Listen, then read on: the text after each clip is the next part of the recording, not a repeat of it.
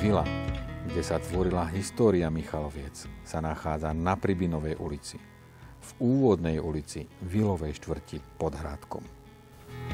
Vila z prvej republiky, poctivá práca, z ktorej dýcha história. Príležitosť pre skvelé bývanie nie pre každého práve nastala.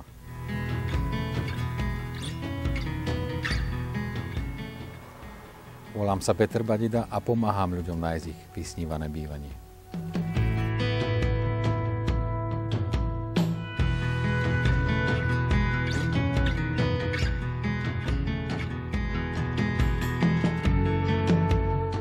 Aktívny spoločenský život promenád a vychytených kaviarní sa dial v susedstve tejto vily, v centre mesta, ktoré aj dnes dáva možnosť využiť pestrosť jeho služieb.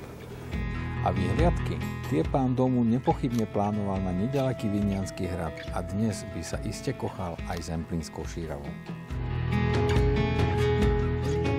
A kde sa hľadala inšpirácia? Predpokladám, že v tejto notárskej záhrade v altánku pri poháriku vínka a pečenej slaninke sa mohla hľadať celkom dobre, čo poviete? Rozvahu a múdre myšlienky pán notarius iste hľadal vo svojej pracovni alebo v mansardnej izbietke s terasou a pekným výhľadom. Tá bola, hádam, základom pre ujednanie dohody zmluvných strán.